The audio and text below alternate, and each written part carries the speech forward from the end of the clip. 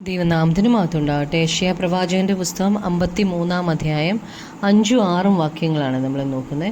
5-ാമത്തെ വാക്യത്തിൽ, എന്നാൽ അവൻ നമ്മുടെ അതിക്രമങ്ങൾ നിമിത്തം മുറിവേറ്റും നമ്മുടെ അകൃത്യങ്ങൾ നിമിത്തം തകർന്നുമിരിക്കുന്നു.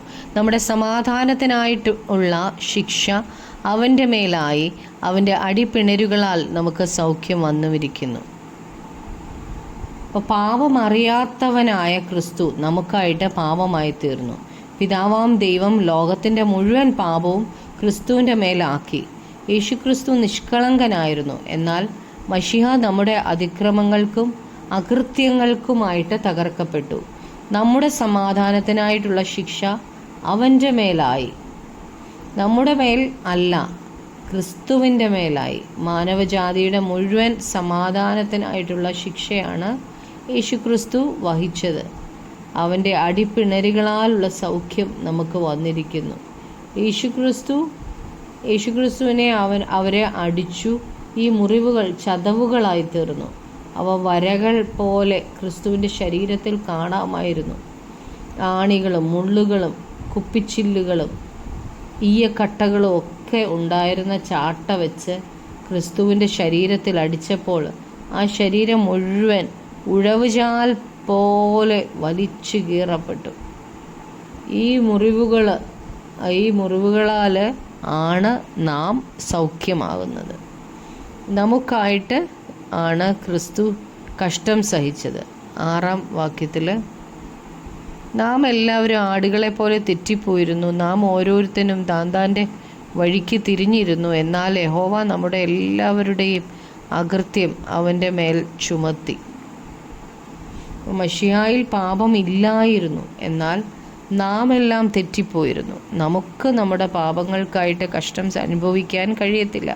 മാനവജാതിയുടെ മുഴുവൻ പാപവും ദൈവം ക്രിസ്തുവിൻ്റെ മേൽ ആക്കി. പഴയ നിയമത്തിൽ പാപപരിഹാരത്തിനായിട്ട് ഉള്ള മൃഗത്തിൽ ഒരു ഊനവും കാണാൻ പാടില്ല. അത് ചെക്ക് ചെയ്തിട്ടേ യാഗം കഴിക്കാൻ പറ്റുള്ളൂ. അതുപോലെ ഒരു പാപവും ഇല്ലാത്തവനായിരിക്കണം നമുക്കായിട്ട് മരിക്കേണ്ടത്, നമ്മുടെ പാപങ്ങൾക്കായിട്ട് മരിക്കേണ്ടത്. മശിഹായുടെ മേൽ മാനവജാതിയുടെ മുഴുവൻ പാപവും പിതാവായ ദൈവം ചുമത്തി. മശിഹായിൽ പാപം ഉണ്ടായിരുന്നുവെങ്കിൽ അത് സാധിക്കത്തില്ലായിരുന്നു. എന്നാൽ മശിഹായിൽ ഒരു പാപവും ഇല്ലായിരുന്നു. മശിഹ ദൈവമായിരുന്നു.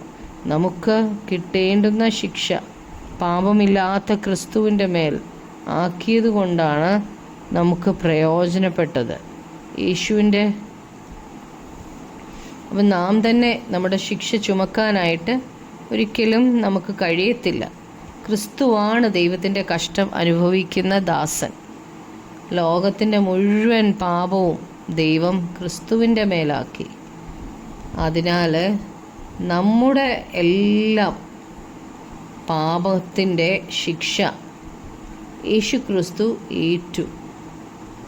അതിലൂടെ നാം നീതീകരിക്കപ്പെടും, നാം സൗഖ്യമാകും, നാം അനുഗ്രഹിക്കപ്പെടും. നമുക്ക് പ്രാർത്ഥിക്കാം. കർത്താവായ യേശുവേ, അങ്ങയുടെ സ്നേഹത്തിനായി നന്ദി പറയുന്നു. കർത്താവേ യേശുവേ, ഞങ്ങൾ വായിച്ചല്ലോ കർത്താവേ, അവൻ നമ്മുടെ അതിക്രമങ്ങൾ നിമിത്തവും മുറിവേറ്റും നമ്മുടെ അകൃത്യങ്ങൾ നിമിത്തം തകർന്നുമിരിക്കുന്നു. നമ്മുടെ സമാധാനത്തിനായുള്ള ശിക്ഷ അവൻ്റെ മേലായി, അവൻ്റെ അടിപ്പിണരുകളാൽ നമുക്ക് സൗഖ്യം വന്നുമിരിക്കുന്നു എന്ന് കർത്താവേ യേശുവെ ഞങ്ങൾ വിശ്വസിക്കുന്ന കർത്താവേ. അപ്പോൾ അങ്ങ് കർത്താവേ, അപ്പോൾ ഓരോ അടിയേറ്റതും കർത്താവേ, അങ്ങയുടെ ശരീരം മുഴുവൻ ഉഴവുചാൽ പോലെ വലിച്ചു കീറപ്പെട്ടതും ഞങ്ങൾക്ക് വേണ്ടിയായിരുന്നല്ലോ കർത്താവേ. ഞങ്ങൾ പാപികളായി ജീവിക്കാതിരിക്കാനാണല്ലോ, ഞങ്ങൾ ശപിക്കപ്പെട്ടവരായി ജീവിക്കാതിരിക്കാനാണല്ലോ കർത്താവേ, ഞങ്ങൾ രോഗികളായിട്ടിരിക്കാതിരിക്കാനാണല്ലോ യേശുവേ അങ്ങ് ഈ വേദനകളെല്ലാം ക്രൂശിൽ വഹിച്ചത് ഞങ്ങൾക്ക് വേണ്ടിയാണല്ലോ അപ്പാ. മാനവജാതിയുടെ മുഴുവൻ രക്ഷയ്ക്ക് വേണ്ടിയാണല്ലോ കർത്താവേ. അങ്ങയുടെ അടിപ്പിണരുകളാലുള്ള സൗഖ്യം ഞങ്ങളുടെ ശരീരത്തിൽ വന്നിരിക്കാൽ നന്ദി പറയുന്ന കർത്താവേ. ഞങ്ങളത് വിശ്വസിക്കുന്ന കർത്താവേ. അപ്പോൾ പൂർണ്ണമായി സമർപ്പിക്കുന്നു. ഞങ്ങളുടെ പ്രാർത്ഥന കേട്ടതിനായി നന്ദി. യേശുക്രിസ്തുവിൻ്റെ നാമത്തിൽ തന്നെ. ആമേൻ, ആമേൻ.